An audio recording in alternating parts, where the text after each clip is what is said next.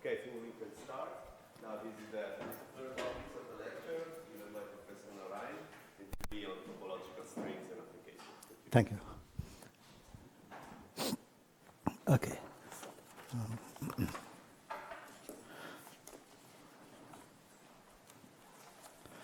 So the topic is a topological string.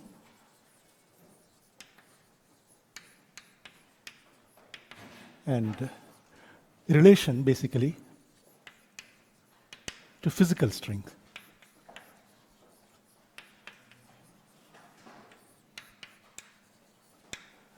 Okay, we will see. Let me just state the main outline. So first of all, let me just describe, I'll briefly describe what is topological string. Probably today it will be mostly this one here. The reference is this famous work of BCOV, I think in 1993. Okay. Bershadsky, Chakotay, Oguri, and Wafa paper on topological string. So that will be the main topic. And then we start discussion about the relation to the physical string. Physical string theory is what we have been discussing in all these lectures, right? Okay. So the first step would be a kind of a good guess. What this physical. So in other words, what one is asking is the following question: topological string is going to compute some quantity, some beautiful mathematical quantity. Okay, but the question is, does it compute? Does this quantity actually give you some physical coupling in the low energy effective theory? Okay, so that is the question that we are asking. And initially we'll just start with some guess. Okay, it will turn out to be some supersymmetric object. It will be, in fact, some kind of F terms in the low energy effective action of type 2 strings. Okay, so that is what we will do. And then the rest of the lectures, the rest of the time, I'll be just trying to prove how this physical string, so in other words, a computation of an amplitude in the physical string, an amplitude which captures this particular F terms, okay, and then show step by step how that object reduces to topological string. Okay, so this is the way one will establish the equivalence between the two. To do this, in fact, mostly I'll be focusing on. So this is defined for all genus surfaces. Okay, so for any sigma g, where G is the genus of the surface, this topological string is defined. So I'll be focusing on G greater than 1. Okay, because G equal to 0 and G equal to 1 was already known before the 93 papers. G equal to 0, by the way, this topological string amplitude partition functions are usually denoted by Fg. Fg means topological string on sigma G. So this is a partition function, topological string partition function. Of course, you can also compute amplitudes there, correlation functions, but let's start with just the partition function. Okay. So for F0, it was already known that F0 is nothing else but the prepotential. Okay. Prepotential of the physical string theory. This was already known. And similarly, F1 was also computed, and this is what is related to the gravitational threshold corrections.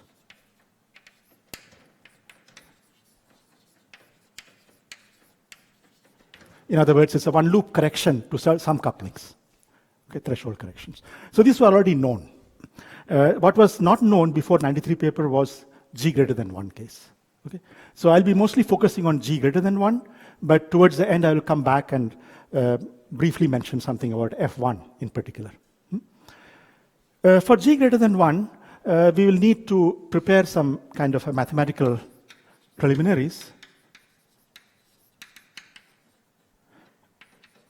I don't know if the audience here is well versed with higher genus surfaces, but in any case, I will give some basic outline, some mathematical preliminaries.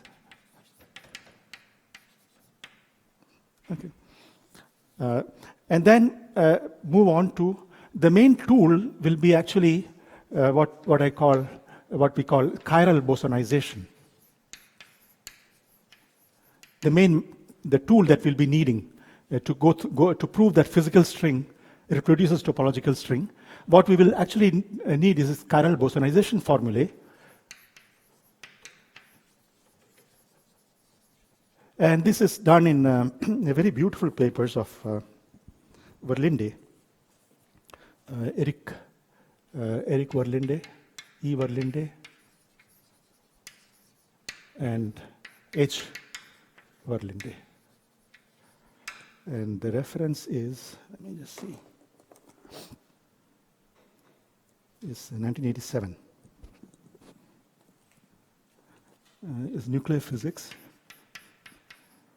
1987, page 357. That is one of the papers. And then a following up paper, which was in also 87. It was a physics letters. And yeah, it's volume 192 and page number 95. Okay. NPB, yeah, NPB 288, sorry.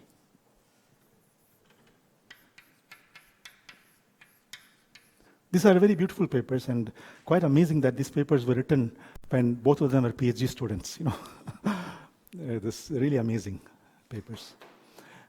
So this will be our main tools in order to prove that. What I will not go through all the proofs, but I will try to indicate why those things make sense. Huh? Okay.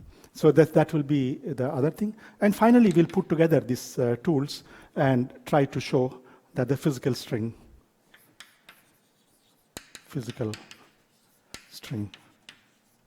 amplitude reduces to the topological string. Okay.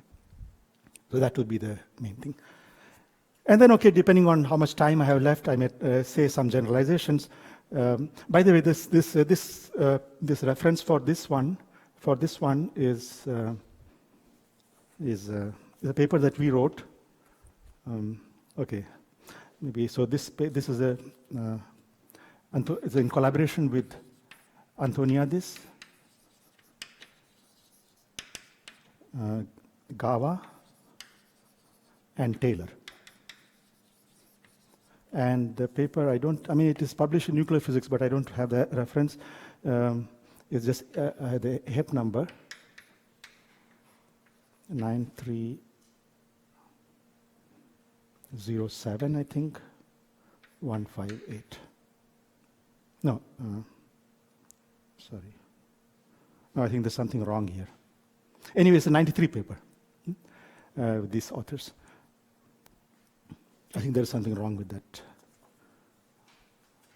Okay, so if there is time, I may try to say something about the heterotic dual.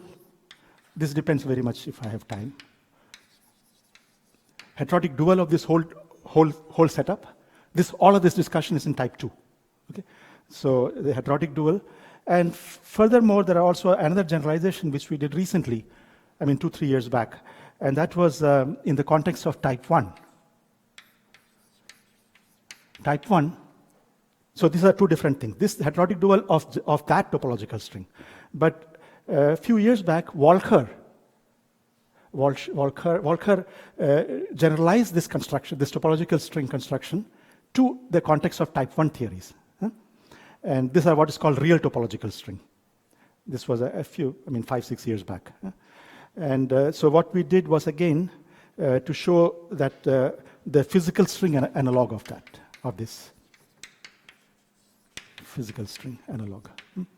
But that I don't know whether I'll find time for that. This paper came out again, I think 3 years back, in collaboration with Alessandro Tanzini and Niccolò Piazzalunga. Okay. So first of all, are there any comments or questions? Then otherwise I can start proceeding with a brief description of BCOV.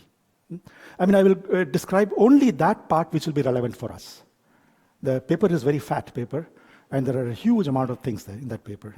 But I will just only mention those things which are relevant for us. Okay.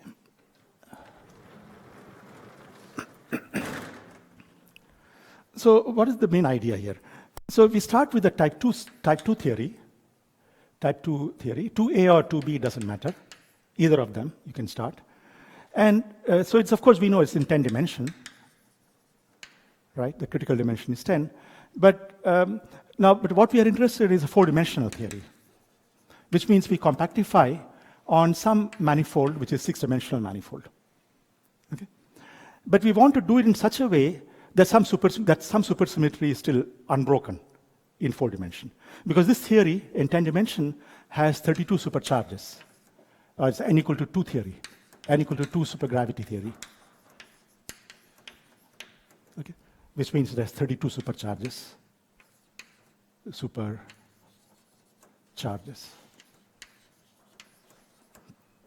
Okay. So we want to compactify in such a way that in 4 dimension there is some supersymmetry. Okay? Now the easiest thing, of course, you can take this to be T6. So what can I do? M6, I can take it to be simply a 6-dimensional torus, flat compact space, 6-dimensional torus. In that case, no supersymmetry is broken. Okay? So all these 32 supersymmetries are unbroken, and you end up with a very highly supersymmetric theory. Okay? This, from the 4-dimensional point of view, it will be n equal to 8 sugra. Okay? That's not very interesting from a physics point of view. I mean, if you want to use it as an application to the real world. So it's not. Actually, any supersymmetric theory is probably not very realistic, but nevertheless, we want to minimize the number of supersymmetries, right? The other model you can think about is something like which reduces supersymmetry by half. Okay? And that you can take it to be the K3 surface times T2. Okay? This will reduce the supersymmetry by half, and what the resulting theory will be n equal to 4.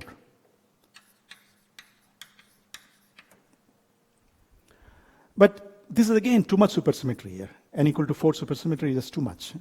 So what we can do, another choice, is actually the Calabi-Yau threefold. So Calabi-Yau threefold reduces the supersymmetry by further halving the supersymmetry, so you'll get n equal to 2.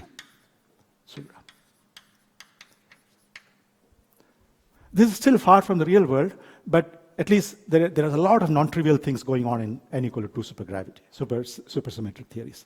So one can learn a lot of stuff from in this context.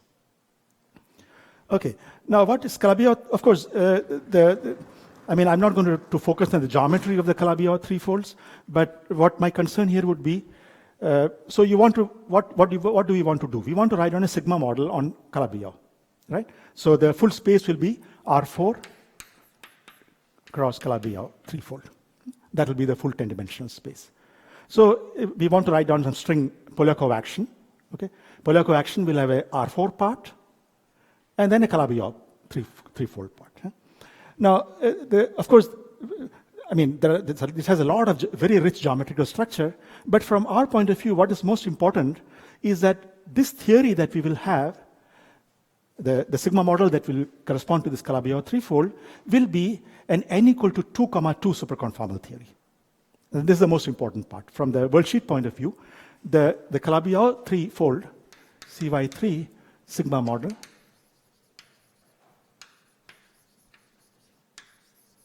has n equal to 2, 2, is an n equal to 2, 2 superconformal theory in the worldsheet. So 2-dimensional superconformal field theory, 2, 2. Now this is a bit surprising because after all we started with the type 2 theory. In type 2 theory, at the worldsheet level, you had only n equal to 1 supersymmetry from the left and n equal to 1 from the right? So it is some special feature of the Calabi-Yau which enhances, which takes you from n equal to 1 to n equal to 2 on each left and right moving sector, right? So generically, Generically, a type 2 and type 2b theory should have only n equal to 1, 1 worldsheet supersymmetry, right? But the Calabi-Yau has a special property that the internal theory, the supersymmetry is enhanced to 2, 2. Okay? Yeah. I mean, this is, we are not, you see, in the worldsheet, we have also the gravity multiplet. Of course, gravity is not dynamical in 2 dimension, right? But there is gravity multiplet also, right? That gravity multiplet is 1, 1. We're not changing that. Huh? So the gauging is actually 1, 1 from the worldsheet point of view. This 2, 2 is just an accidental enhancement of symmetry. Okay? So this is a, now this has a very rich structure. Huh? So let me just write down what is the algebra. Yeah, so I mean, mostly, please don't trust these numbers. I mean, the equations that I write. There may be all factors of 2s and so on off. So, but they're all in the standard literature. So there is a stress tensor T. There are 2 supercurrents, G plus and G minus, right? So maybe I should just mention first. Okay. G plus and G minus. For n equal to 1, we'll have only one G, right? We'll have T and G. That is all in the super Virasoro algebra, right? So here, for n equal to 1, we'll have just T and G from the left and T and G from the right. I will be only focusing on one. Other side, left movers, let's say holomorphic sector.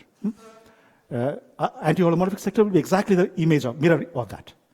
So it's just I will just describe one sector here. So this is what it is in the full theory, T and G.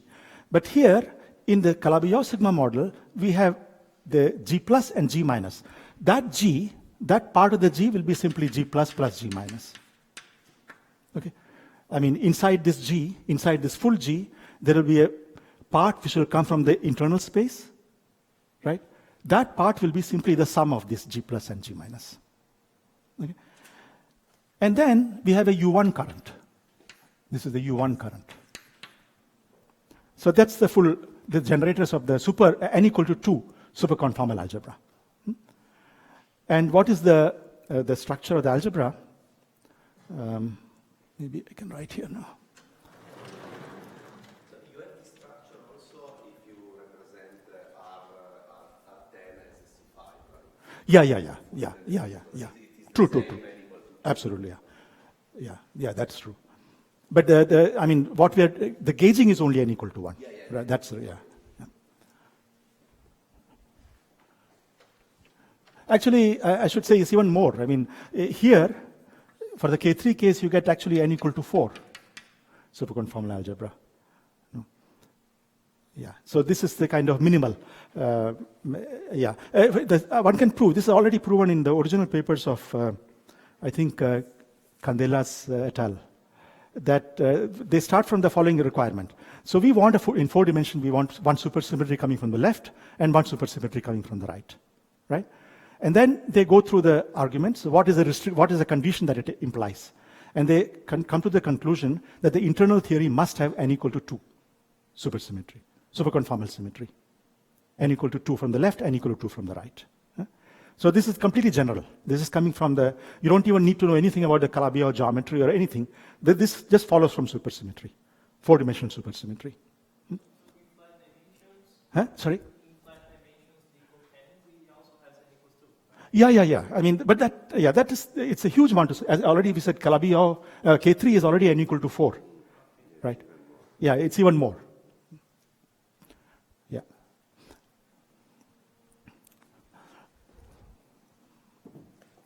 Okay, so let's see. The eraser is here, right?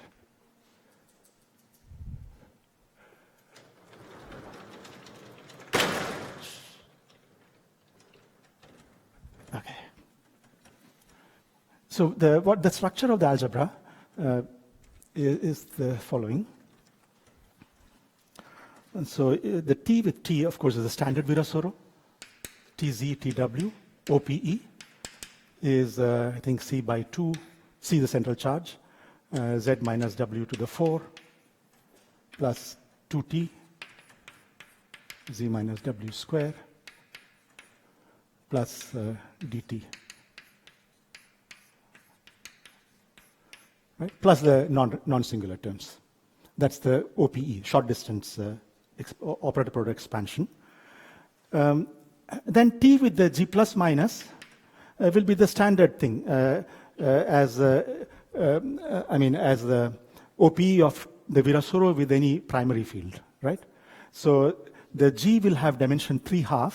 So this will be 3/2 over Z minus W square times G plus minus. And then D, G plus minus over Z minus W. The standard thing. And similarly, T with J will be, again, it has dimension 1. So this has dimension 3/2. T has dimension 2, right? J has dimension 1. That's the way it works. So this will be just 1 times J divided by Z minus W square plus dJ over Z minus W. Okay, so this is the standard thing. Now, let me just write down the most relevant part for us.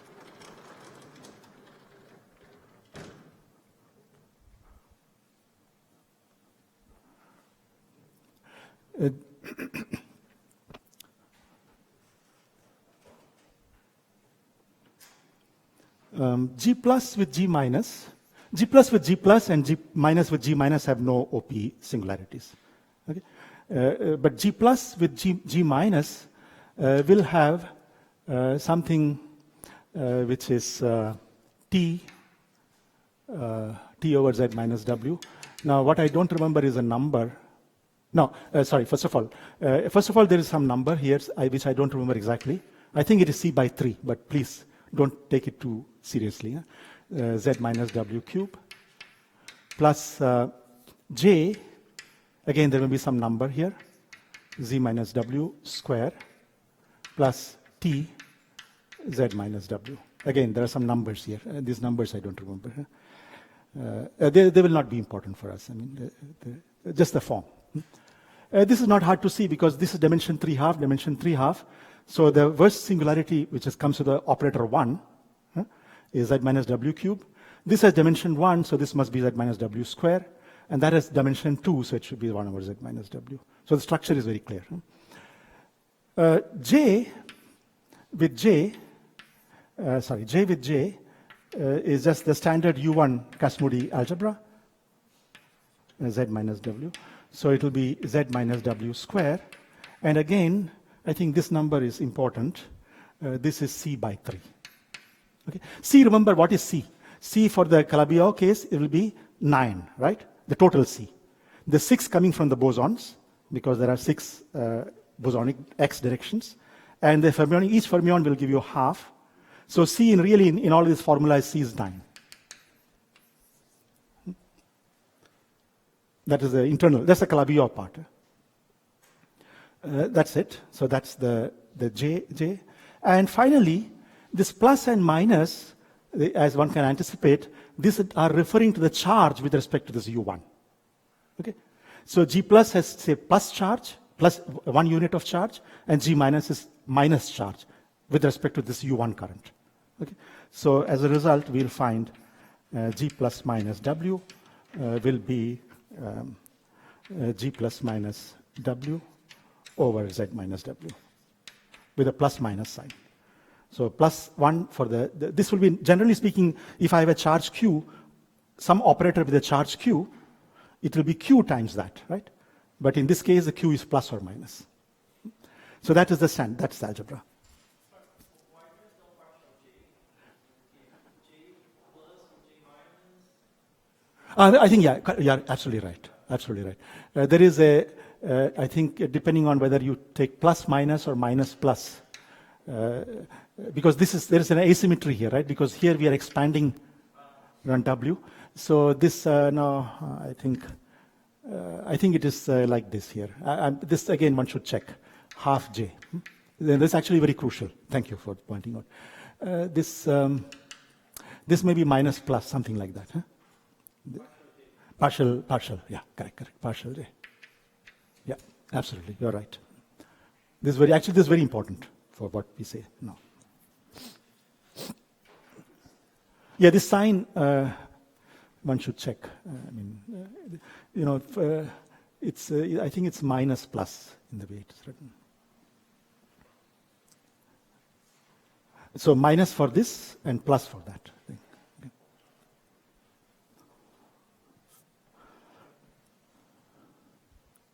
Okay, so this is the algebra. Now, what did BCOV do? It was a very clever, this so-called twisting. This is the twisting procedure. So what you do is you define a new T, okay? And that new T is constructed from, this is all that we have. These are the generators of the superconformal algebra, right? So we want to redefine a modified T, and that we write it like, so we call it T hat. T hat is T minus half J, half dj. Okay, and it could be minus or plus, both. Either way it can work. Either way it can work. And in fact, we'll need both. But let me just focus on one for the moment. So what's going to happen with this? So remember, with the T, remember if I have a primary field, the T with some primary field, let's say V, which has dimension Q, charge Q and dimension delta. Because now we have two quantities, because J is a U1 current. So each primary field will come with the two quantities. One is a charge and other is a dimension. So I just write this Q comma delta. So there's some primary field which has charge Q and dimension delta. In that case, you will have the OPE, which will be the Z minus W square, and then you will get delta times V and W plus lower terms, and J Z with V Q delta W will be Q times V W over Z minus W plus, okay. That's the thing, okay. So that means if I now look at dj, so if I just have to take the derivative, so dj with V will give me minus Q over Z minus W square, V, right? I just take the derivative with respect to Z on the right-hand side.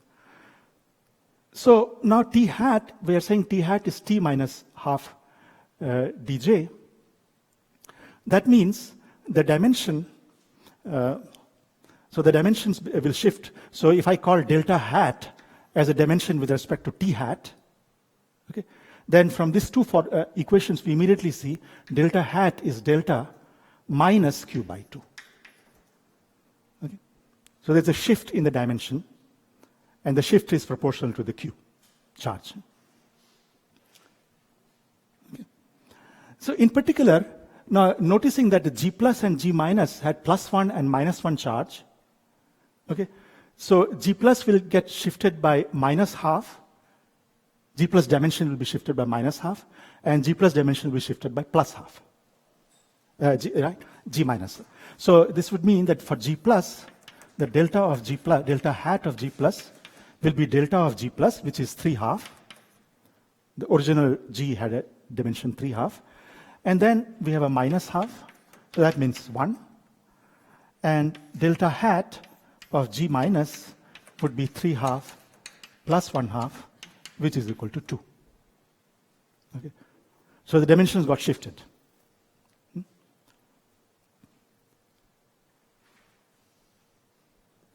Okay.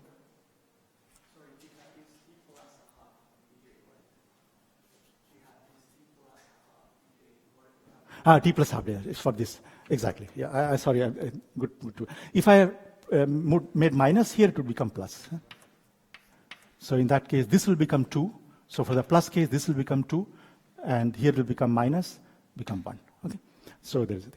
But either way of twisting, either way, plus or minus twisting, what is important is that one of the G's became dimension 1 and other became dimension 2. That's the important thing here. Okay, so now what is the next step here?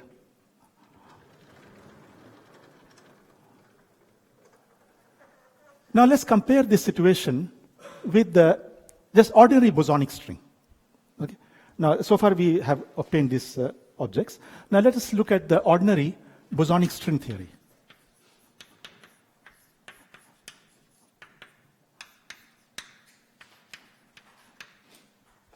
Okay, there is some 26-dimensional space time. Okay, that we leave it. So there are some 26-dimensional space time. But let's look at the basic structure of the algebra. So what we have here is, of course, there is a ghost B and C, right, in the covariant gauge. I think you have seen it many, many times, right? B and C are the ghosts. So this has dimension 2, and that has dimension -1. Okay. Okay. Now,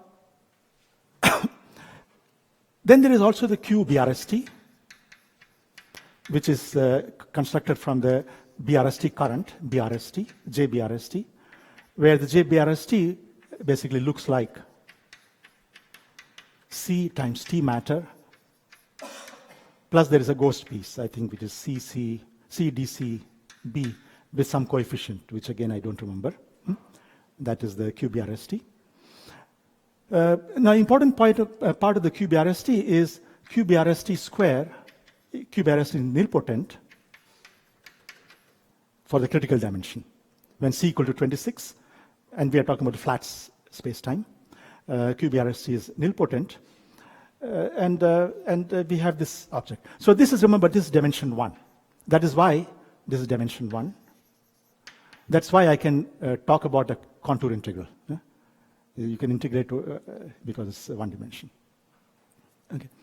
So this is the basic structure here.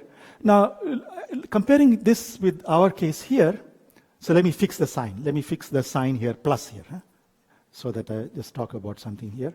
So this is the situation. So we see now that G plus has dimension 1. Okay, and here JBRST has dimension 1. Furthermore, so what these people did, BCOV did, was to think of this as the BRST current for the topological string. Okay. And it satisfies all the properties that we want. It has dimension 1, and furthermore, just like here, QBRST square is 0. The G plus with G plus had no single OPE, right? So there was no problem right away. I mean, it was already nilpotent. If you construct the current, I mean, the integral of G plus, define that as a QBRST square is immediately nilpotent, because there is no singularity between G plus and G plus. Okay. So this very important property is satisfied. But now, we want a bit more than that. Because now, remember, if we start discussing about higher genus surfaces, right, in the bosonic string theory, for example, if we discuss higher genus surfaces, in higher genus surfaces, there are many moduli, okay, moduli of the complex structures of the Riemann surface. These are the moduli. So genus G amplitude will be so whatever vertices you have put here, V1, V2, etc. So this amplitude will be, you'll have of course the amplitude, the correlation functions for these guys, V, whatever. But here we'll have also the integral over the moduli, right? With the integral over the moduli. And how many moduli are there on a genus G surface? So this is a moduli space of Mg, where we are talking about the sigma G is the Riemann surface of genus G. This dimension of the Ng is 3G minus 3, complex dimension. Okay. So that means there are 3G minus 3 complex deformations of the metric, or the Worldsheet metric, which will change the complex structure of the Riemann surface. Okay? And they're not trivial. No? So that's the idea of that. And so I need to integrate over all these guys. So the way one defines actually in the string theory, the way one defines this measure, that measure is important. That measure, one more fact is that if you look at B, so you can ask now the question, B has dimension 2, C has dimension -1. And these are anti-commuting variables, right? They're anti-commuting variables. So you can ask the question, on genus G surface, are there any zero modes of B and C? Remember, for genus 0 on the sphere, B has no zero mode, but C had 3 zero modes, right? And that is the reason why you have to fix 3 positions. I mean, this is related to this phenomenon that C has 3 zero modes is basically saying that there are 3 killing vectors, okay? Because C has dimension -1. So this is dimension 2, this is written here. Dimension -1 is the same as a vector field, right? Vector field has a dimension -1. So the number of zero modes here is just simply how many killing vectors are there. How many vectors are there in this SL2C vectors that exist on the sphere. That's for genus 0. For genus 1, both B and C have 1 zero mode each. C has 1 zero mode because there's a translational symmetry. There's a translational symmetry on the torus, right? So C has 1 zero mode on the torus, and B has 1 zero mode, but that 1 zero mode is in one-to-one correspondence with the moduli of the worldsheet, right? Because after all, if you put back, I mean, here we don't usually put the indices, the worldsheet indices. We just say it's dimension 2. But if you look at the index structure, this B is nothing else but BZ, or BZ bar, Z bar, right? That if you put the worldsheet index, these are the 2 objects, BZZ and BZ bar, Z bar. So if there are some zero modes here, right, then of course there should be also exactly the same zero modes for GZZ and Z bar, right? Because these are the same dimension, same structure. Okay. So for every zero mode here, there will be a zero mode there, and vice versa. That is why the number of B zero modes is related to the number of moduli, of the complex moduli of the Riemann surface. So therefore, since we said dimension of the MG is 3G minus 3, so the number of B zero modes must be also 3G minus 3, right? Complex. So 3G minus 3B and 3G minus 3B bar, the right movers. Both left movers and right movers. So 3G minus 3 and 3G minus 3. So in order to get anything non-zero result in the worldsheet, you need to insert these zero modes because these are fermionic, these are anti-commuting. If you don't soak the zero modes, the answer will be 0 right away, right? So you need to soak the zero modes. So the way, and this I think is defined already in the Friedan-Martinek-Schenker, the way one defines this higher genus correlation function is you take the various, these are called Beltrami differentials, but don't bother, let's not, I going from 1 to 3G minus 3. And then similarly for the right movers, so I put here square. This is how you define the worldsheet. I mean, even the starting point. I mean, I'm not talking about the calculation. Calculations are, of course, very difficult on higher genus surfaces. But even the very starting definition of the genus G contribution to this amplitude is given like that. So you need to, so that's the job because it's exactly you are inserting 3G minus 3 of B and 3G minus 3 of B bar. B bar is the right movers. So that exactly soaks the zero mode. And it gives exactly the correct, you see, this has a good meaning because what is mu I? These are, by the way, called Beltrami differentials. Okay. So these differentials have conformal weight 1 and minus 1 for the mu and minus 1 for the mu bar. Okay. Now B has, so maybe other way around, I'm not sure. So B has dimensions either 0, 2 or 2, 0 for the two cases. Okay, B and B, but maybe this is the mu. Sorry, this is the mu and that is mu bar. Yeah. Dimension, these are the things. So I can, when I multiply these two, this is the B, B bar and B. When I multiply these two, what am I going to get? I'm going to get something which is 1, 1. And this I can integrate over the world sheet, right? So this, by this I mean integral over the world sheet. So it's perfectly well defined, this object. But that's not all. I mean, for consistency, we need to check one most crucial thing, okay? The most crucial thing is that in the physical string, we want that a BRST exact operator must decouple, right? If one of these operators happen to be a BRST exact, Q BRST of something else, then the answer must be 0, right? That is a crucial consistency condition for the. So let's see how that works. Maybe I can do it here.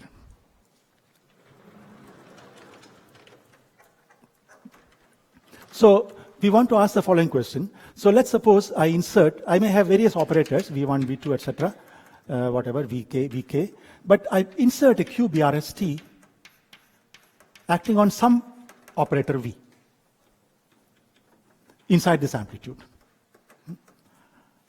And I want to check whether this answer is 0. So remember this, we have a product, mu I, integral mu I B, I going from 1 to 3g minus 3. And similar expression for the mu bar B bar, 1 to 3g minus 3. Okay, so we have these insertions inside here. But now it's a bit of a problem because you see, if I now take this QBRST, which is of course written as this I can write it as the contour integral of JBRST around this V, right? And I can, usually what happens, you deform it, you deform this contour, okay? Then this contour, suppose I didn't have this. So this contour is going to hit all the remaining guys because we have a compact space. I mean, without any boundary here. I mean, we're talking about closed string. There's no boundaries here.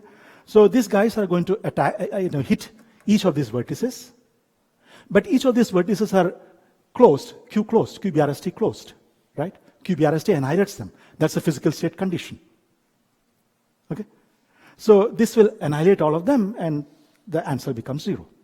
But now the situation is not that because here we have also a B. So when I deform this contour, it is going to hit these B's. Okay? Now the very important property of this this object is the JBRST contour integral around B is nothing else but the T, the total T. Total T meaning the matter T plus the ghost, the full T. Full T of the system. Okay. So when it hits one of these guys, it is going to convert that B into the total T. Okay. So what you will have is that one of the mu B or mu B bar will be converted into mu times the T total.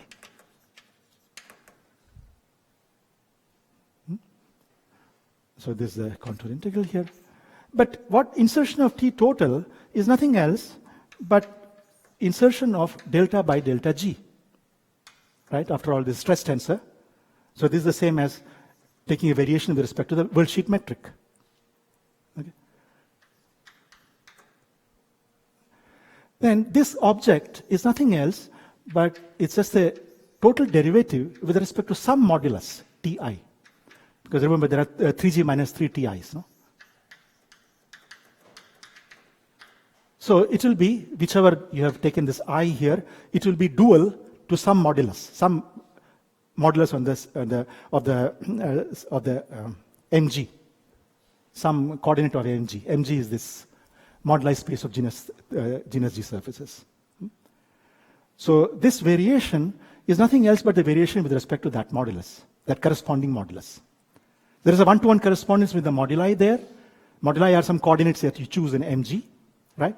And for each of them, there is a Beltrami differential. And Beltrami differential is defined like this. Okay? That this variation is nothing else but d by dti. Okay? So conclusion is that it is true that the answer is not 0. I mean, when I deform this contour, I hit this, but you're going to get total derivative in the moduli space. Okay?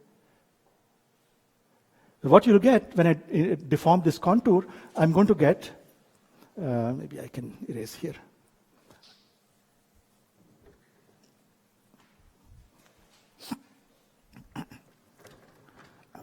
You will get something like a total derivative. So you have all this, say, product over dti and dti bar, okay? And I have a total derivative with respect to some ti. I mean, actually not all. In fact, we'll get all the ti's, because this is going to hit each one of them, okay? So it will be a total exterior derivative, dt, d, in the worldsheet moduli of some quantity, okay? That's what you will get, okay? I mean, there is also this, because this BR anti-commuting, you'll start getting some negative signs. I mean, this, each time you move the Q, move the JBRST across, you're going to get some negative signs, and those exactly make it an exterior derivative.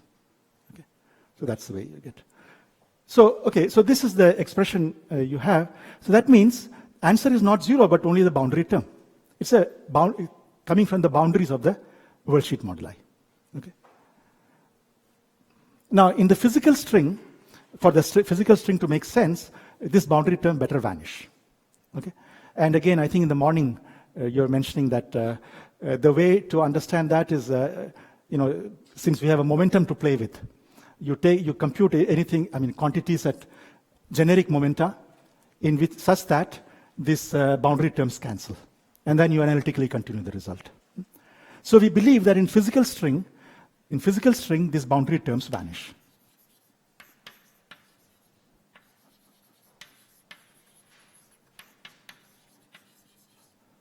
Otherwise, we'll have a problem, right?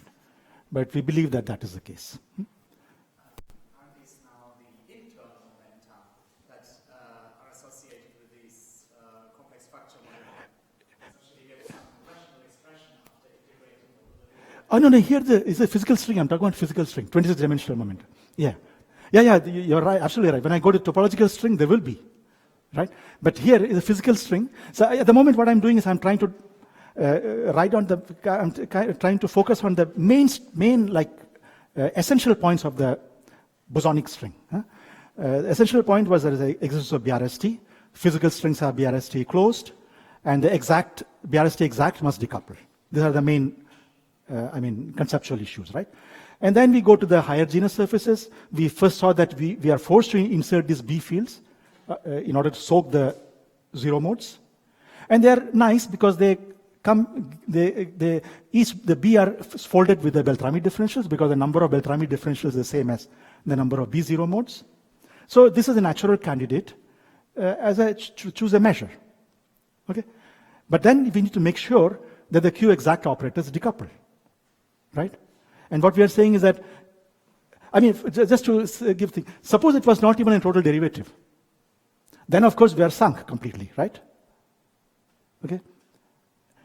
In this case, it happened to be total derivative. And the crucial thing, why it was total derivative, was because of this relation. This was the crucial thing.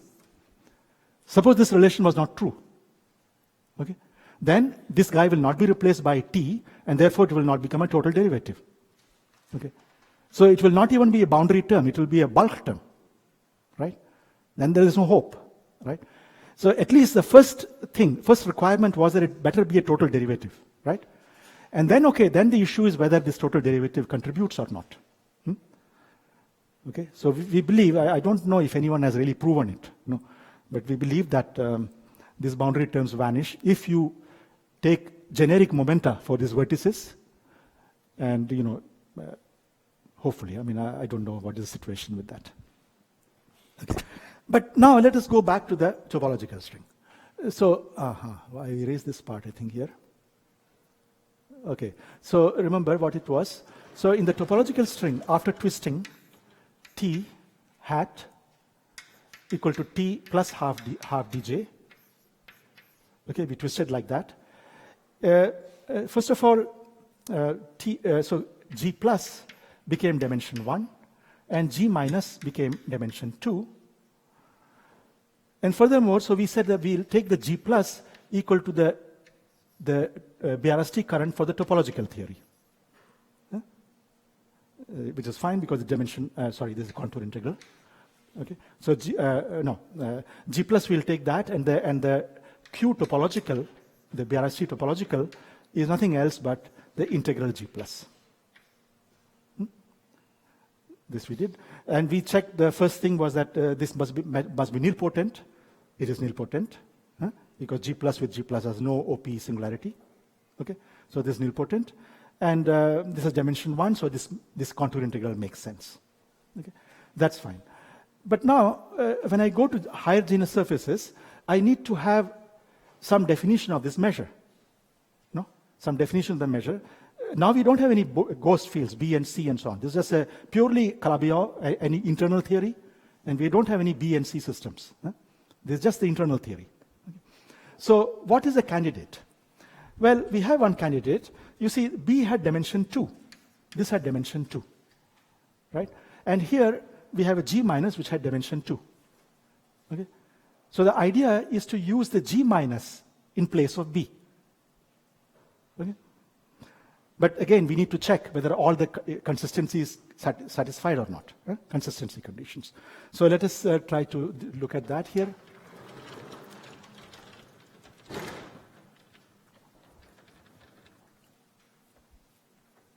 Okay.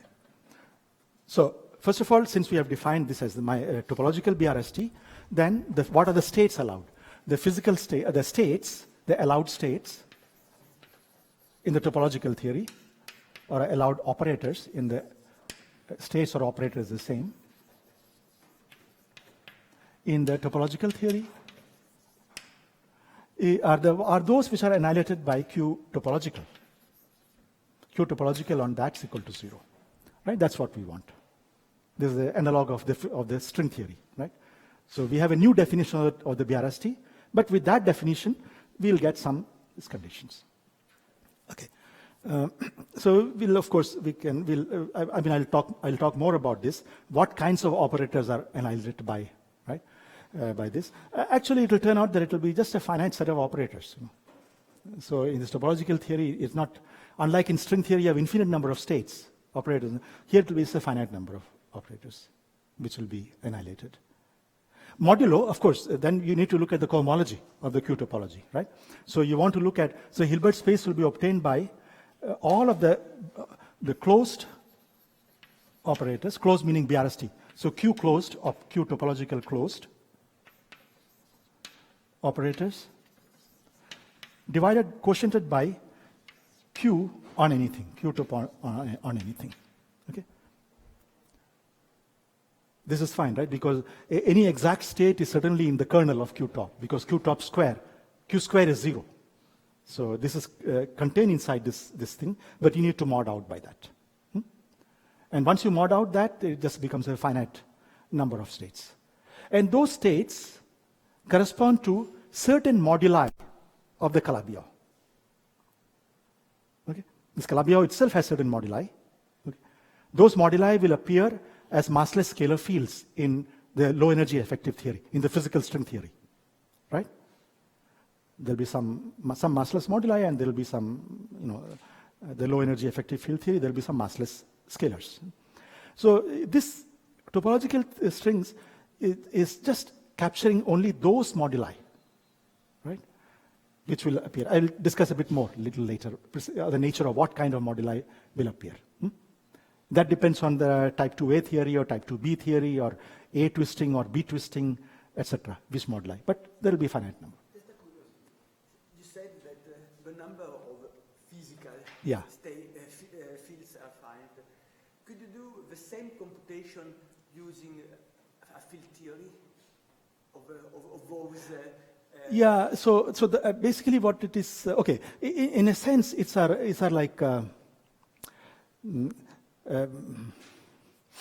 shall I say, chiral operators, in the appropriate n equal to 2 theory, so this will be, so what we will see later on that what this will capture is certain F terms of the low energy effective action. Yeah. So it will be basically.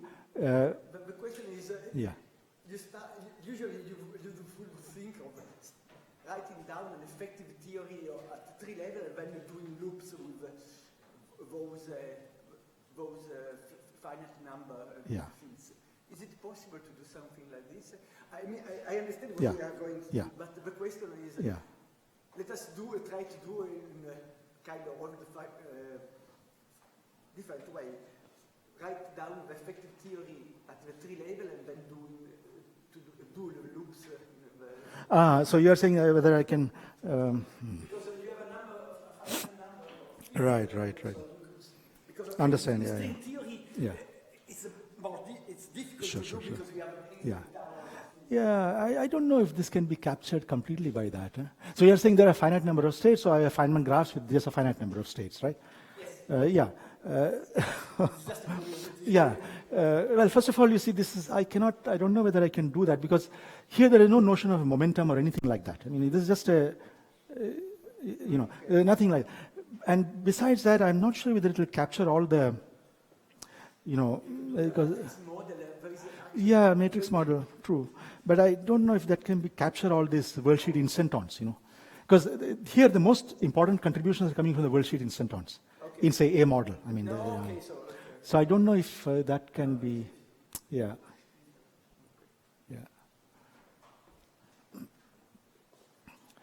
So this was so this will be the thing, physical states. So again, once I have done that, then I need to make sure that if I'm going to replace B in that formula by G minus to define my measure, okay, does it still allow this kind of a truncation of the full Hilbert space? Right? Because here we are truncating. We are saying that I'm going to only take this, those states which are annihilated by Q topological.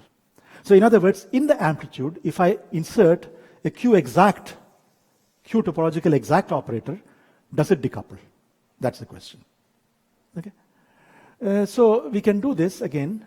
So let me just write here. So the proposal here is that we will take this Beltrami differentials, mu I, but now instead of B, I fold it with G minus, right? G minus had dimension 2. Okay. So this was the integral of G plus acting on V, and that is this here. Okay.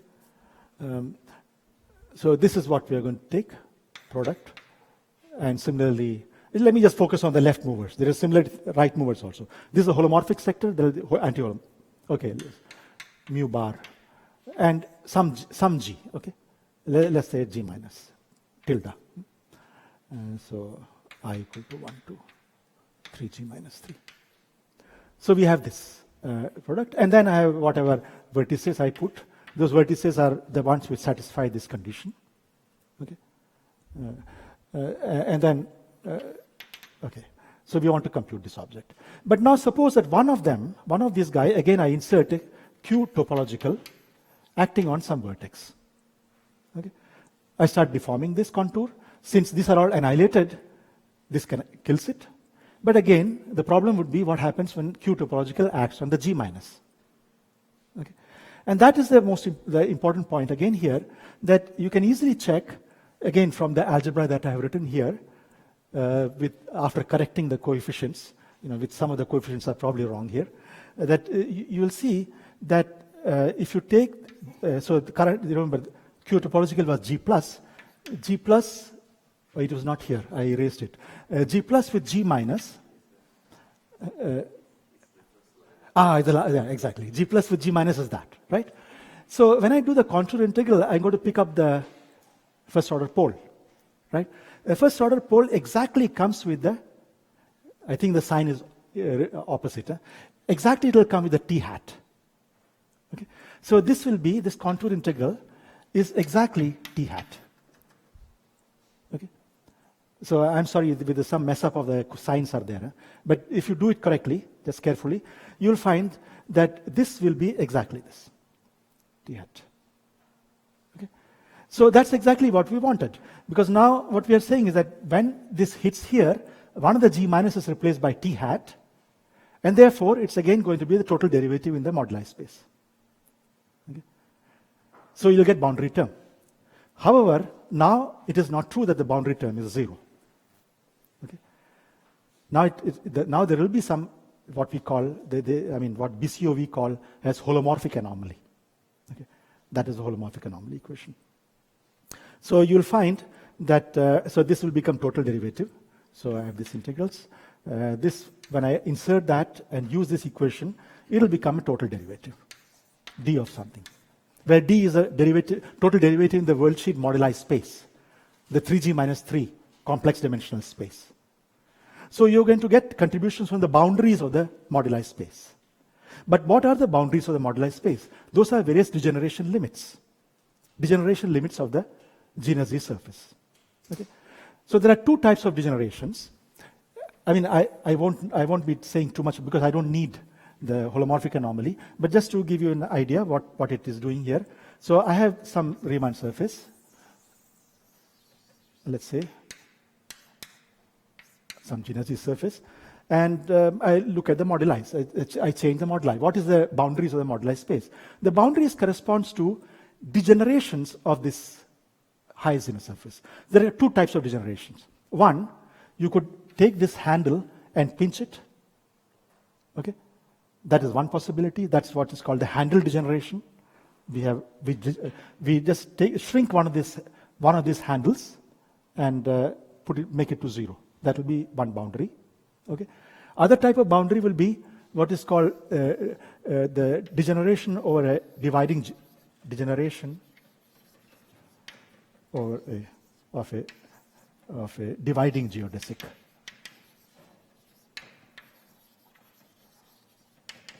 Okay, so you shrink that, so it factorizes.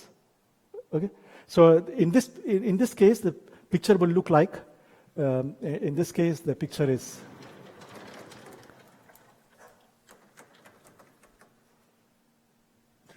No, it's okay.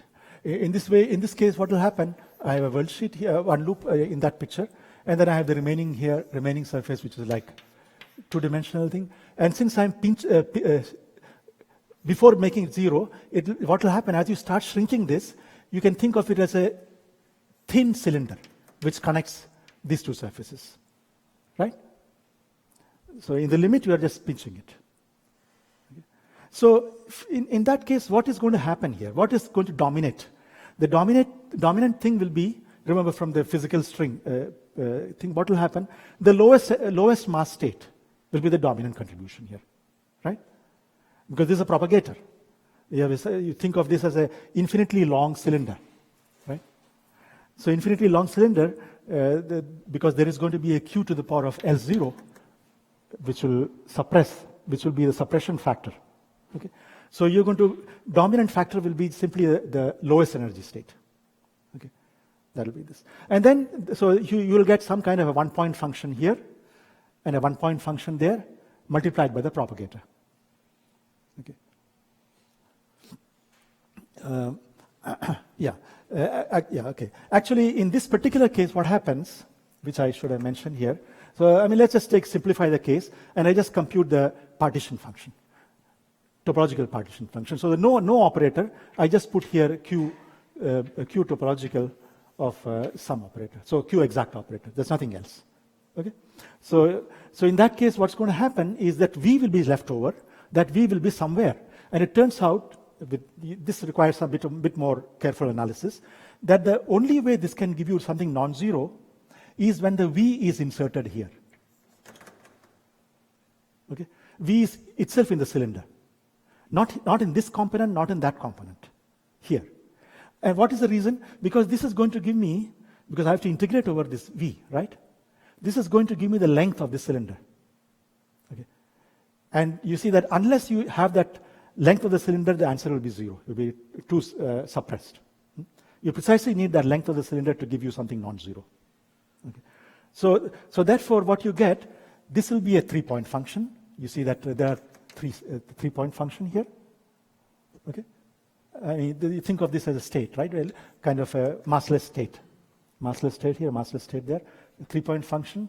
Then it's a 1-point function here, a 1-point function here. Okay. So the structure is very clear what it will look like. There is some 3-point function, Cij k, let's say, or actually it turns out, okay. And then you get some G I bar I, G J bar J, sorry. And then dg, dj, di of this is genus 1, so I will call it F1. By the way, this is called Fg. I mean, without this, it will be called Fg. Okay, so it will be di F1 and dj of F2, because this is genus 2 and this is genus 1 in that example. Okay, so the structure will be something like this. Okay, yeah, yeah. So, what are you actually computing by evaluating this amplitude? It's not an S matrix. It is not. It's not. It's not an S matrix. No. It's in the purely in the internal theory. There's nothing to do with the yeah. So what is one? Yeah. So it is some exactly. What is it called? It depends on whether it's a model or a B model. Okay, we will come. But as I said, in a particular model, it is going to be the physical states that we're talking about here, the ones which are annihilated by the Q topological. They are either the complex structure moduli of the Calabi-Yau or the scalar moduli, the Calabi-Yau. And this is basically computing from geometrical point of view. For example, in the A model, it computes how many ways you can embed genus Z surface in the Calabi-Yau. How many ways you can embed the genus Z surfaces in the Calabi-Yau. It's counting the number. Yeah. With worldsheet instantons, basically. Yeah, I mean, yeah, number with some weight factors and so on. You need to integrate over that, right? So there is some function which appears there. Yeah. I mean, the physically what is computing, we'll come to that later. Huh? This kind of structure you're drawing kind of reminds me of string field theory, like a homotopy algebra structure. Homotopy of the... No, sorry. No, here, I mean, it is simply a sigma model, Calabi-Yau based on the Calabi-Yau space, right? And you're just computing, giving these prescriptions. What are my allowed operators? Allowed operators are Q BRST, Q topological acting on the allowed states are 0, right? And you just compute the answer, Fg. In the actual, I mean, it's very difficult to calculate higher genus surfaces, right? But now physically what this will compute, from the physical string point of view, what it will compute is certain F couplings, F-term couplings. Okay.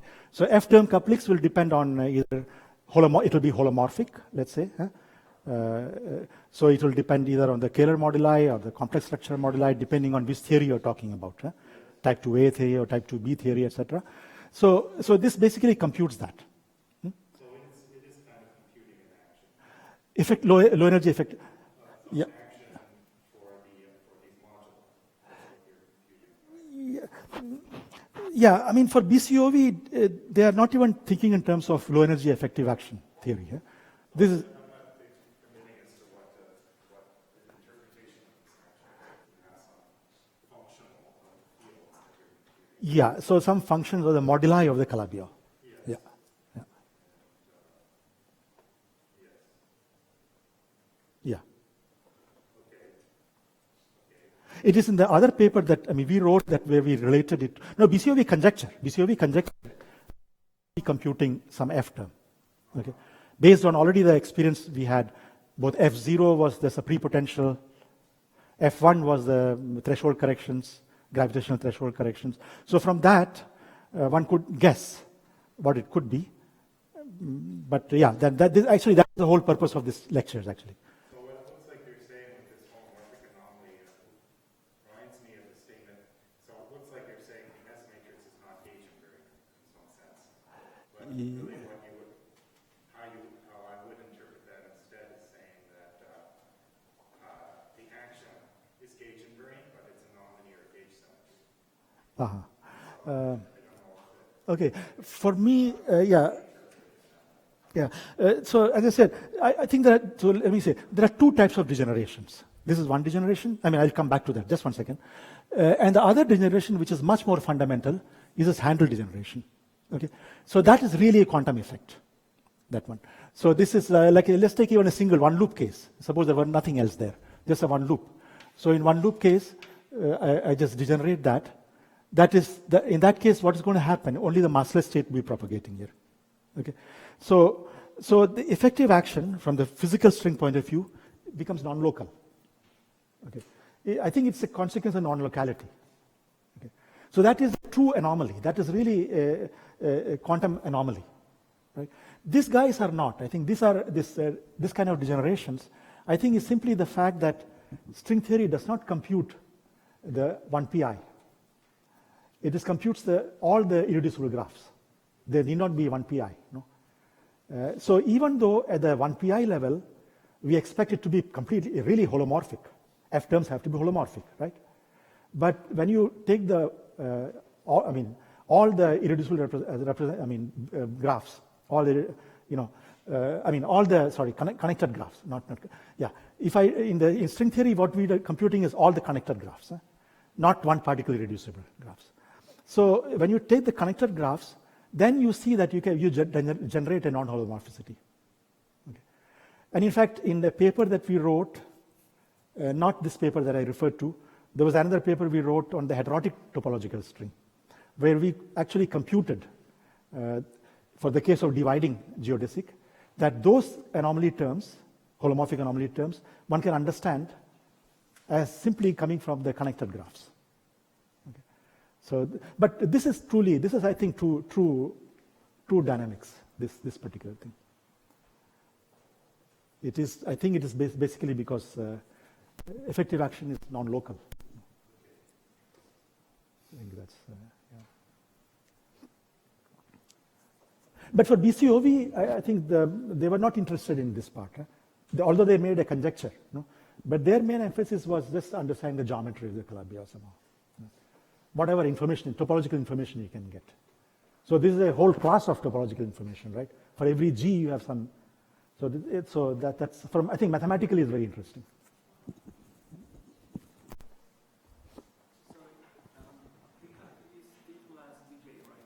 Sorry?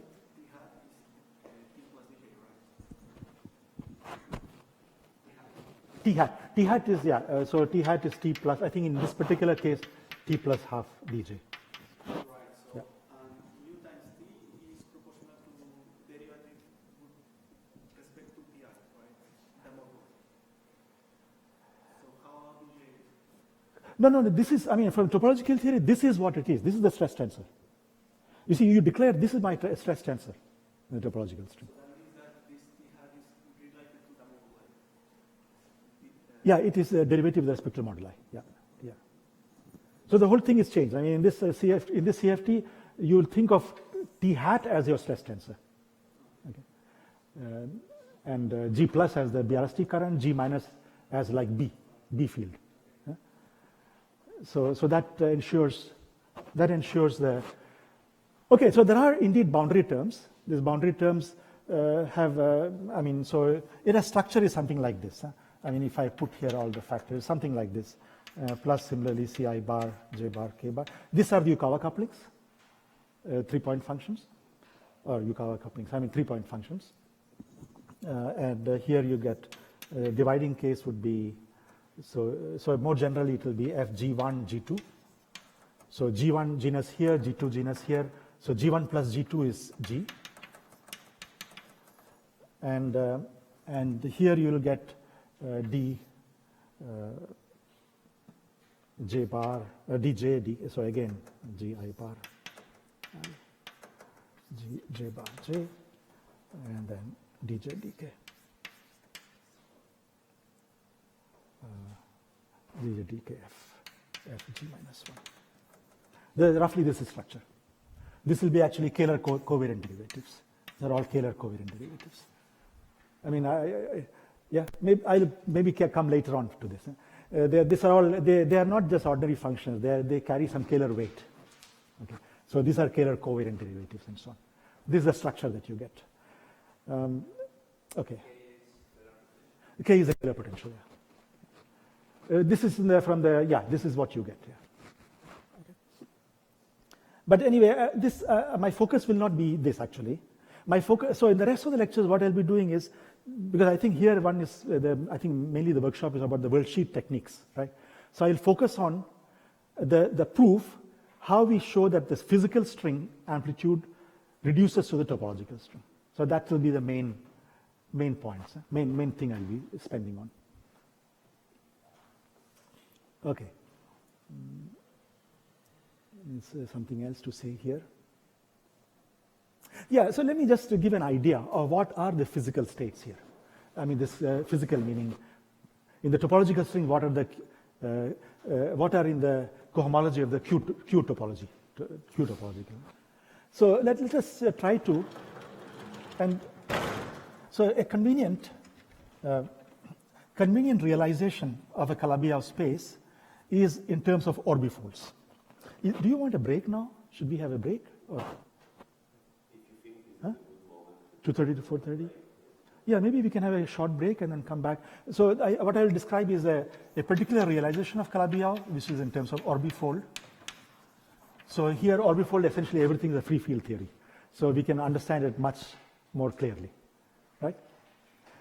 So to understand what are the physical states in the topological string. Huh? So we'll come back and then. In 5 minutes or 10 minutes?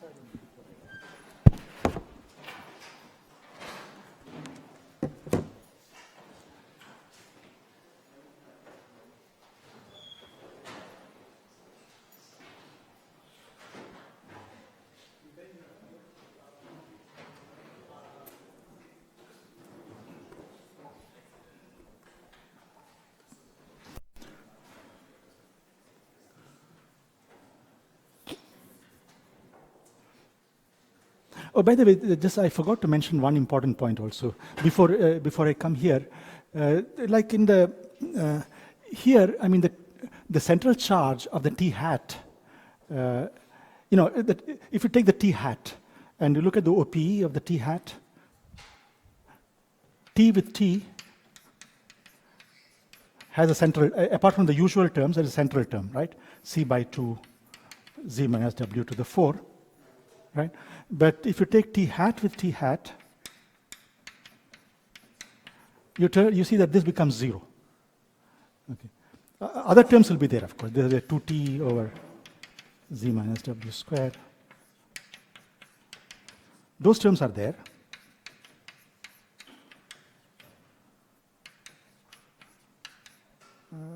D hat, dt hat. Those terms are there, but this becomes 0. One can, I mean, I would encourage you to just, if you have not seen it before, to just try to do it, given the full algebra. So basically you have to just look at the dj with dj and t with dj and so on, no? And then you should see that value. No, this whole discussion is for c equal to 9. Yeah. Yeah. Although this particular thing probably happens even for any C, I think so. No, it cannot happen. Yeah, it cannot happen. No, but you see, JJ has also a C. Yeah. So probably it happens, I think, for all C. Yeah. I think so.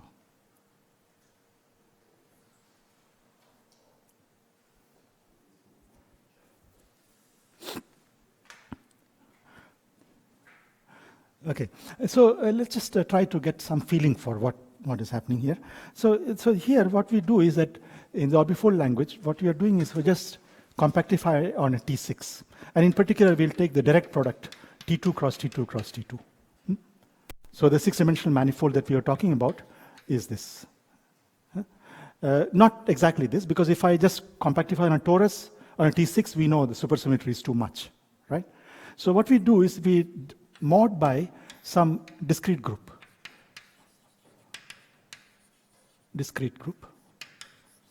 For example, it could be Z3. So what you do is of course you take special tori which have a Z3 automorphism, which have Z3 symmetry, and you mod out all these 3 tori by Z3 simultaneously. Right?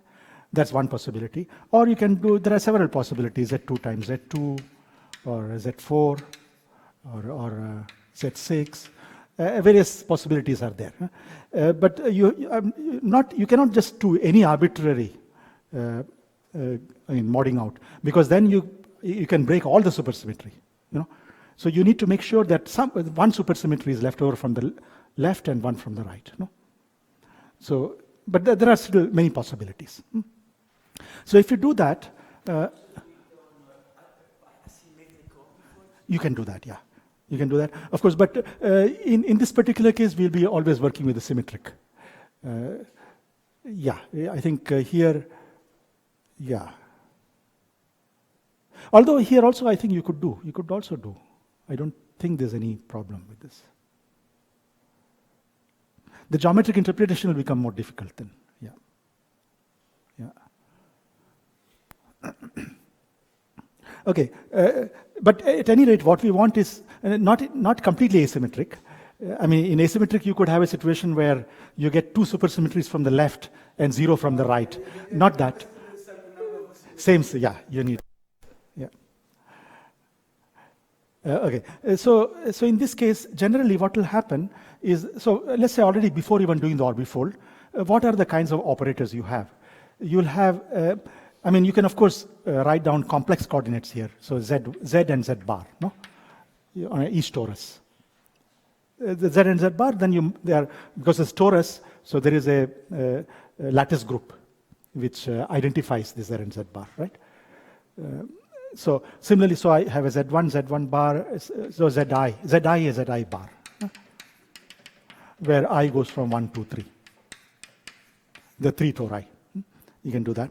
And you may choose, for example, there's some action where Zi goes to Zi times e to the power of 2 pi I alpha I. Alpha I is a discrete. I mean, for Z3, for example, it will be 1/3, and so on and so forth, plus or minus 1/3, etc. It's discrete. Because this has to be an automorphism. Why is it discrete? Because it has to be an automorphism of the lattice. So it cannot be continuous. It cannot be any arbitrary Zn. No? They are very restricted, actually. Very few such things is possible. But then, so the supersymmetric condition is that to make sure that you have one supersymmetry from the left and one from the right, is that each sum over alpha I is equal to 0 mod integers. Okay. That is the basic condition. And you can show that if you satisfy this condition, then there is one supersymmetry from the left and one from the right. I mean the space-time supersymmetry. Okay. Not the worldsheet. Worldsheet supersymmetry is there for anything, but the space-time supersymmetry. Okay, so then I can write down my vertex operators as simply. So if I just take the torus, I mean before doing the orbifolding, I can just write on any dzi, d bar, z bar I, z bar j. I can write, or I can write dzi, d bar, zj. Right? All sorts of possibilities, and similarly the bars, etc. You can write down. So there are several possibilities. I mean, maybe I can just write down. So dz bar, d bar, z bar, or dz bar, I, d bar, zj. Okay. Now these guys are nothing else but if you think what is it deforming? So these are all moduli, right? These are all massless states. These are scalar fields from the 4-dimensional point of view, and they correspond to some deformations. If I just deform the sigma model by such an operator, right? That is like changing some parameters of the torus, right? What are the parameters on the torus? You have the metric G, the metric on the torus. And you have a B field, right? Because in all string theories, we have a Navier-Stokes B fields, right? Antisymmetric tensors. So to begin with, you have, this is Ij, and again, you can have Gij, Gi bar, J bar, and all possibilities, right? Correspond. And similarly, Bij, etc., etc.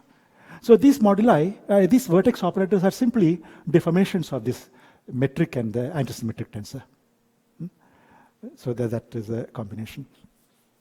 Okay. In particular, these guys, this one and this one, correspond to the what we call Kähler class. Kähler class. Kähler moduli. Whereas these two correspond to a complex structure.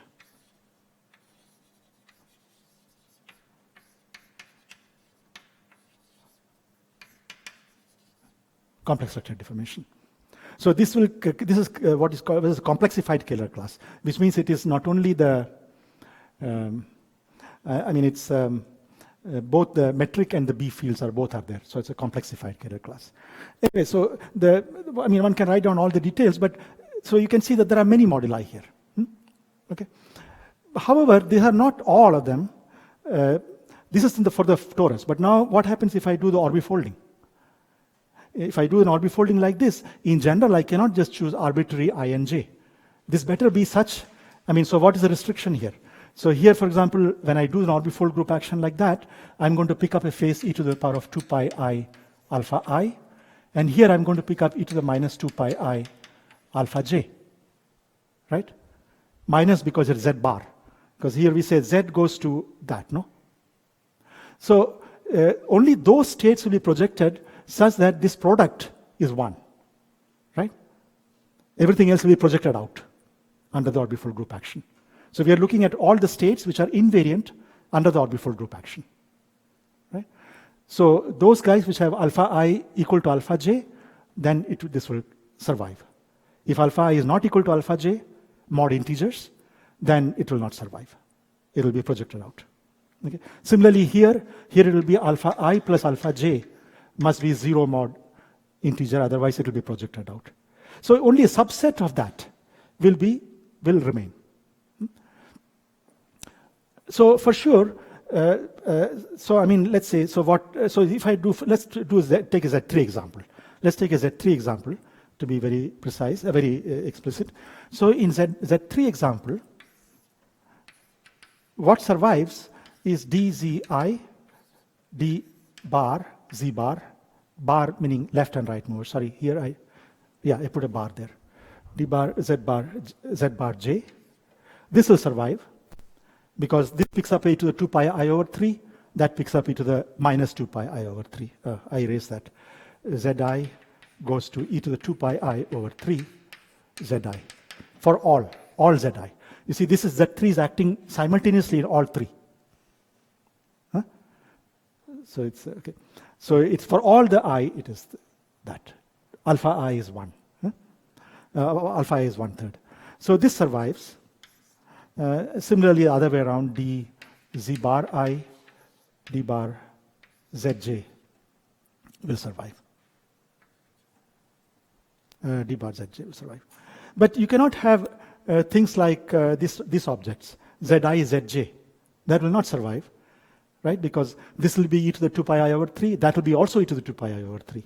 So this will not survive. These two guys will get removed. So that's what survives here. Okay. The situation is more complicated when it's, for example, Z2 cross Z2. So this Z2, the way it acts is, so one Z2 is acting on, say, these two tori, and the second Z2 is acting on, say, these two tori.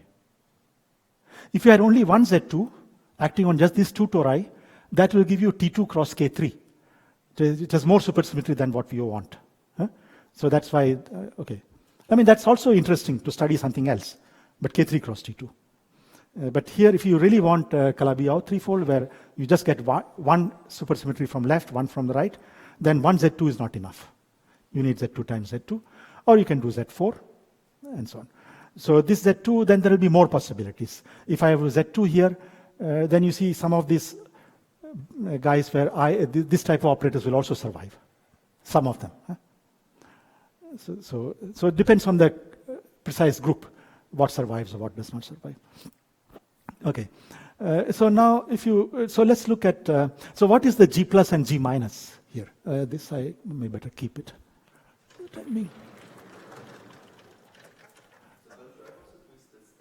Yeah, of course. I'm looking at untwisted. Yeah, sure. Yeah, there will be twisted also. But if you turn on the twisted sector, then you are blowing up. Then, of course, you go away from the orbifold. Yeah. No, sure, they're there. Yeah.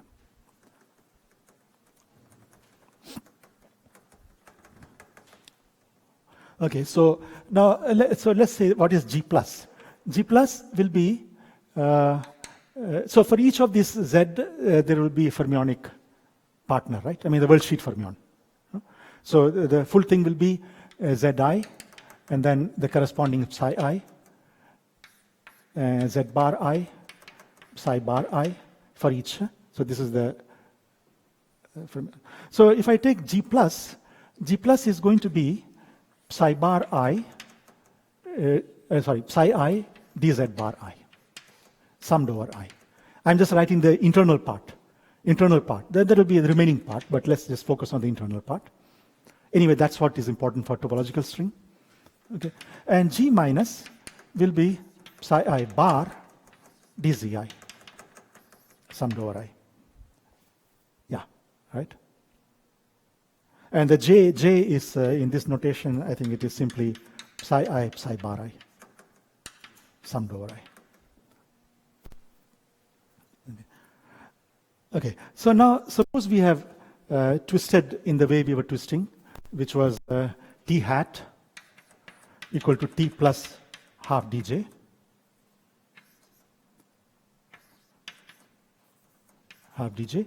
Then what will happen? Then there is a dimension is shifted, right? We said the delta hat now will become delta minus q by 2. Sorry, dots means Eh? contribution, right? So, Plus dots. You wrote plus dots where we plus. That means we have four contributions. sorry, no. For as far as the internal part is just that. I mean, I meant there are space-time part and the ghost part. Everything is there, right? But for the topological string, this is all. Yeah, because we are just talking about internal part, the six-dimensional part, right? So this is the complete story. Yeah. Okay. So this is the shift here, right? So now remember that initially this had dimension half, and say if I write the J as like that, then the charge of this guy is +1.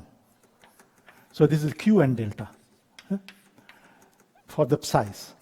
The psi bar i's charge is opposite, because you see, in order to get a pole, this can get a pole only with that, but this is anti-commuting, so it has to move across that, so you'll pick up a minus sign. So you get here -1, and dimension is half, of course, for the psi bar I. So the total dimension is 3/2, because dz and dz bar have dimension 1, right? So that's why. But now, when I do the twist, this guy becomes dimension 0, because it's a half minus half, right? Whereas this guy, this becomes dimension 1. So delta hat here is 0, delta hat there is 1. So as a result, the total, I mean the G plus has, as we said, G plus becomes delta hat equal to 1, and here delta hat is equal to 2. That's what happened. Now we are taking this, in the topological string, we are taking this guy as the BRST operator, right? That is what we are doing. So those guys which are annihilated by this. So what operators will be annihilated by that? And you can see from here, from this list.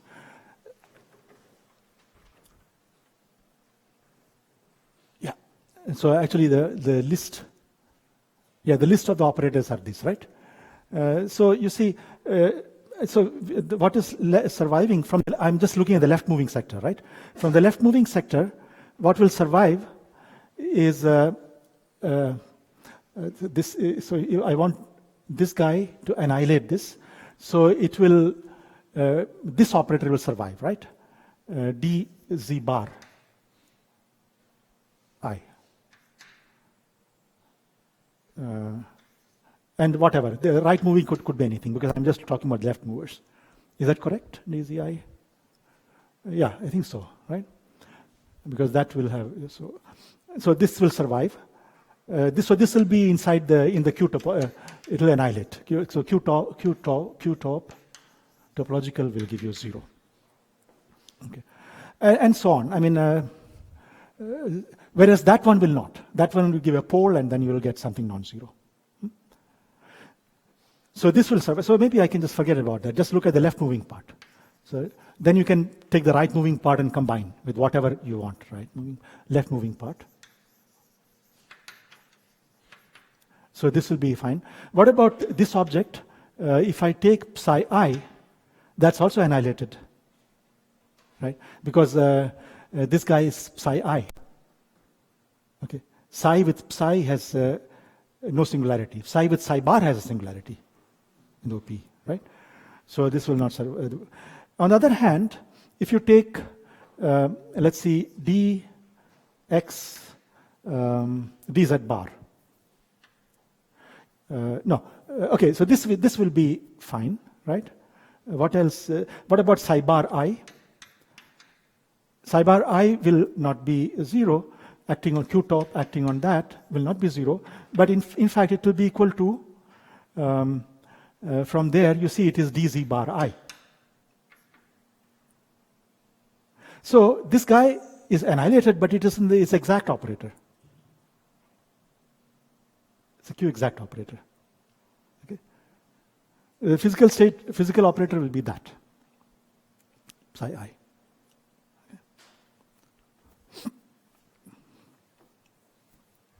Okay. And okay, now this is only left movers, but now what we can do we can look at the right movers also, and the right movers we can twist we can twist in either way. We can twist in the same way, what I said, plus with a plus sign or a minus sign. I have two choices. Okay.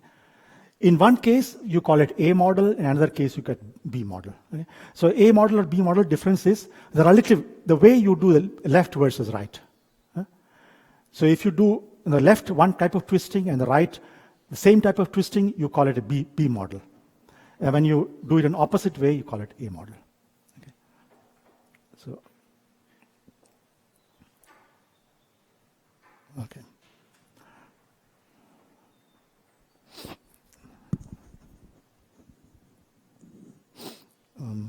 Is there anything else I want to say here? How much more time I have here? How much? in principle, you have like 10 minutes. 10 minutes.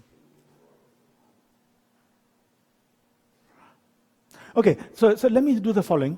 Okay, this was just to give an idea. I mean, what survives and what does not survive, right? So this is what survived after doing the Orbifold action. So this is my original theory, right? Before doing the topological twist. After doing the topological twist, only a subset of them will survive. Will be in the BRST of the topological theory. Okay. So the quantities that you'll be computing will be functions of that. Okay. And when you apply Q exact operator, so in this case, for example, this object, this times any right mover, huh? This times any right mover. So this, if you turn on this operator, then you should only get a boundary term. Okay. So the bulk term will vanish from the arguments that we were discussing before. Well, just a question, but you have written psi, but psi, d psi is also a primary, and it is also annihilated by G. So it should also, well, it has a different dimension, I agree. It is not dimension 1, it is dimension 3, but it is still... I don't think there's anything else apart from this. Deep psi? It's psi, d psi is a primary. And it is annihilated. It has not probably it has something to do with the dimensions, with the conformal dimension, which is not 1 or so it's not to be integrated. So for example, let's see, what will be the T hat of that, delta hat of that? Psi, deep psi. So to begin with the untwisted theory, you'll have it's a two-dimension psi, deep psi, right? Yes. So it's a half, 1, 2 dimension, delta equal to 2. But Q is 1, so it'll become... Q is 2. Q is 2, so half Q will be 1. So is dimension 1, right? So delta hat is 1. But this, I don't know. I never thought about that. Yeah, I don't know. But maybe this can be written as a Q of something else. Essentially, psi, the derivative of psi is a different vacuum. It's a different Dirac level, essentially. But that, I mean, here they don't anything. I mean, here it's just. But I think this is not. Can't we write it like this? I mean, suppose I write deep psi. Deep psi. Deep psi. No, not clear. No, not sure. Not sure. Because no, I don't know if this. Psi, deep psi is not part of D. Huh? Sorry? Psi, deep psi is not a part of D. Is there significance? Psi deep psi. You mean not psi deep psi bar. Psi deep psi. Same psi. Same. I mean, not bar. Huh? Because otherwise, the psi bar would interact with the Q topological. Yeah. So. No, good point. I have not thought about it. Yeah. Okay. I mean, psi is the holomorphic one, let's say it's weight 0, right? The new weight of psi is 0. The new weight of psi is 0. Yeah. So the total weight of It's only D, exactly. That's why it's 1, delta hat is 1. Yeah. Huh.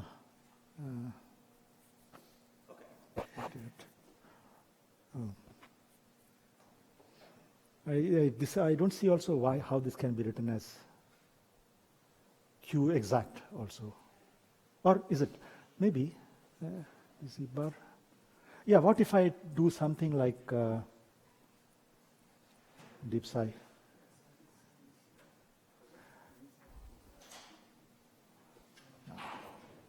No, I don't. I mean, I'm just trying to say. I was just trying to see whether I can write this as Q topological of something. I was saying that if you would, at least in the usual theory, psi with psi is just changing the level of the Dirac level, essentially. So it is, well, if you realize that as psi as a Bosonized version, yeah. As E to the phi, Yes, is E element to 2 phi. E to the 2 phi, yeah. Yes, so this is, and when there is the whole string of possible psi, the square psi, Okay, so, yeah. which are all the tower of possible excited Primaries, huh? Yeah, no, let me think about it. Yes. I don't know. I never thought about this. Okay, now let me just say the last 10 minutes. So what is the guess now? I mean, what are we... So, I mean, what do we want? I mean, in the physical string, what should it be? What is it computing in the physical low energy effective field theory, right? So the guess was... I mean, I'll think about this question. Never thought about it. Yeah. So first of all, so as I said, we had already some experiences with this. I mean, both Kumran Wafa and his collaborators like Chakoti and Wafa, they had written this work on new supersymmetric index. And on the other hand, our group, meaning with Antonia, Gawa and Taylor, we had been working on the threshold corrections. Threshold corrections, we were doing it in the heterotic context. But if you can also do it for the type 2, although all the papers that we wrote were on heterotic thing. In heterotic side, supersymmetry is only in the left moving sector, right? But now if you put together also right moving sector, it will become type 2. Okay. And what we had the thing is that F1, which is what appears in Wafa Chakoti Wafa, This is the earlier paper, not the Bershadsky, not the BCOV. The earlier paper, Chakotay and Wafa wrote, I don't know the reference, but I think the title is something called New Supersymmetric Index. Supersymmetric Index. Okay, that was one side. And on the other hand, we were also looking at this with Antonia, and Gawa and Taylor. We were looking at the various threshold corrections. These are all in the early 90s, I mean 1991, around that threshold corrections. Threshold corrections meaning computing the one loop correction to say various couplings, like Yukawa coupling or various couplings. No? So you compute that. And we saw that this new supersymmetric index is computing actually, which is in the modern language is nothing else but F1. Yeah, F1 I wrote here, is computing the R square term, the Riemann square term in the effective action. So this F1 will be the coefficient of that. F1 is a function of moduli, right? The coefficient of R square will be functions of moduli. So this is actually computing that. So you can rewrite that in a supersymmetric language, and in the supersymmetric language, it is a component form. This is nothing else but F1 times W square, where W is the Weil superfield. Weil superfield. W has an index, W has a mu nu index, and its expansion is the lowest component is the graviphoton field strength. Okay, this is the graviphoton. The n equal to 2 multiplet of gravity multiplet includes also graviphoton. So this is so there's another gauge field, U1 field. So that's a graviphoton field strength.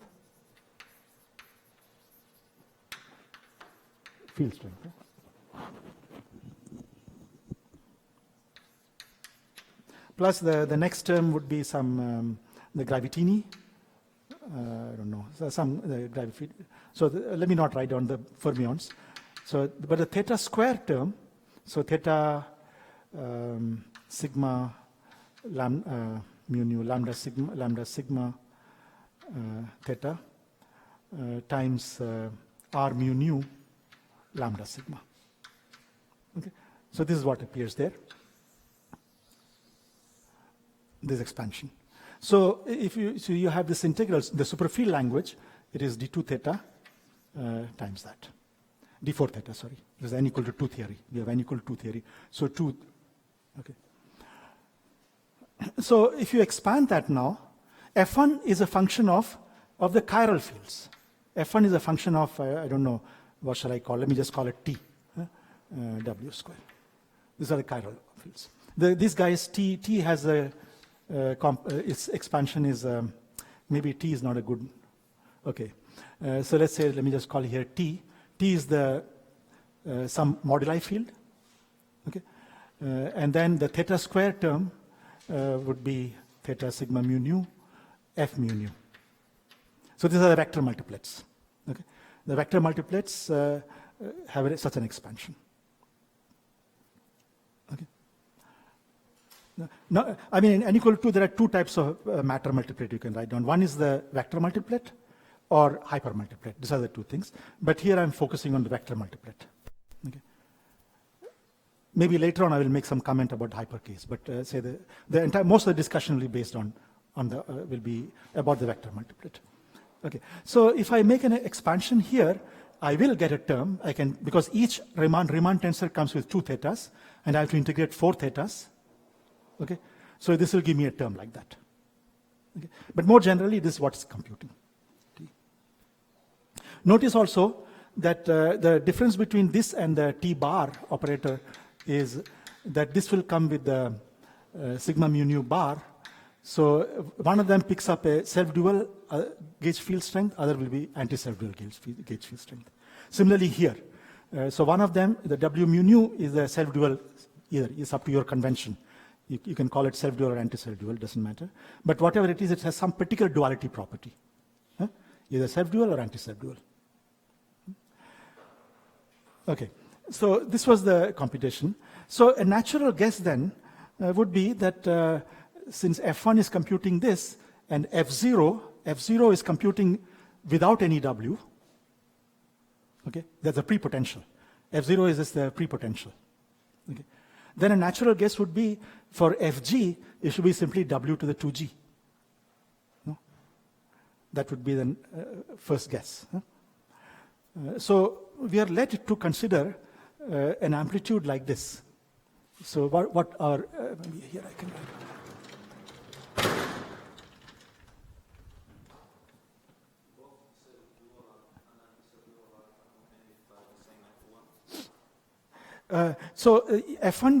F1 will pick up a term which will be, well, let's call it R plus square. Plus is one duality. But then the F1 bar, which will come with the T bar. I mean, so this is supposed to be a function of only T. This guy will be a function of T bar. So it will be like a complex conjugate of this. And here will be R minus square. I mean, that is what would happen. But you see, we have already seen there is a holomorphic anomaly. Right? In the topological string, we saw there was a holomorphic anomaly which gets contribution of the boundary terms. So it is not completely correct that this is purely holomorphic in T. Yeah, I mean, here, in order for this to make sense, it can only be a function of chiral fields, right? It has to be holomorphic. Otherwise, in this expansion, you have also theta bars. That will make no sense, right? So, but on the other hand, we do find there is holomorphic anomaly. So, so it has to be due to some, we don't know, but maybe some non-locality or something, no? So it's not.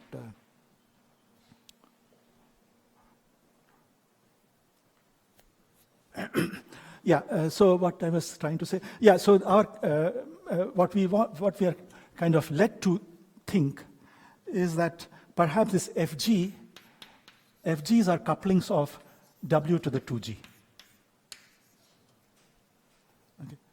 I mean, I'm writing like this because W has index mu nu. So W square is W mu nu contracted, and then the square to the G. And then you have a D4 theta. Yeah. I wanted to avoid, but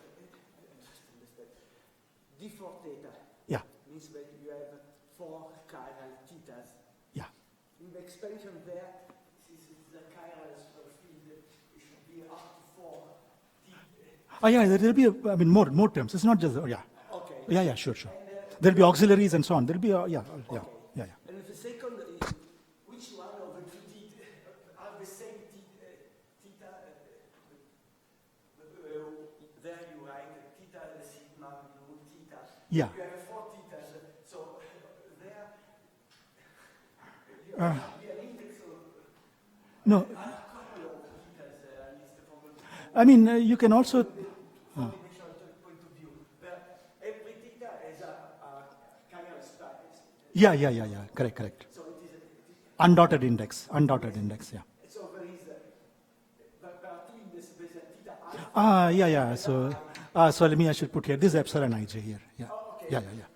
Yeah. Correct, yeah, sure, yeah, right, yeah. About these W squared to some higher power operators, is there a place in the tree-level effective action of the heterotic string or the bosonic string where these operators have been pinpointed? They appear at the tree level, W squared? Whether they appear there or if they are selection. Okay, in heterotic string, I don't know. I mean, heterotic string, I don't know, R square. But I thought R square already in 10 dimension appears at one loop, right? In heterotic theory? Yes, I think it appears, huh? No, maybe not R square.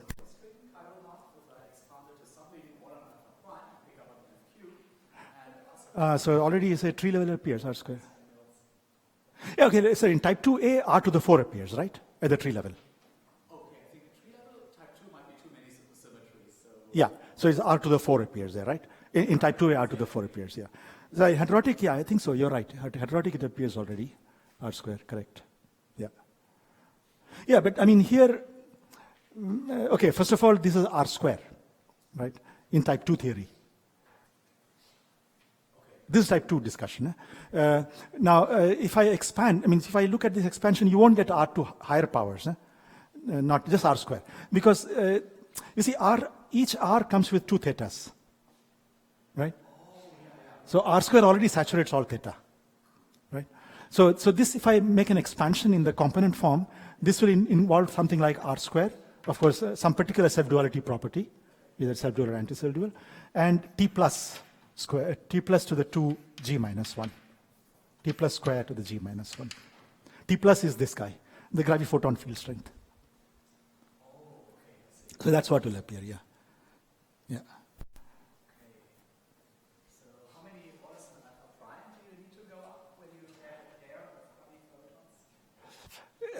photons? I mean, clearly it's a lot of momenta are still floating around here, right? A lot of derivatives, right? Each of them, each of them comes with one, each T plus comes with one momentum. So you have P square, G minus 1, and then here you have, it's a very, yeah, it's a field strength. It's a very high order in momenta. I mean, depending on G. Yeah. So it's a alpha prime correction. So of course it's not in the, it's not in the low energy theory. It will appear in the momentum expansion. Yeah.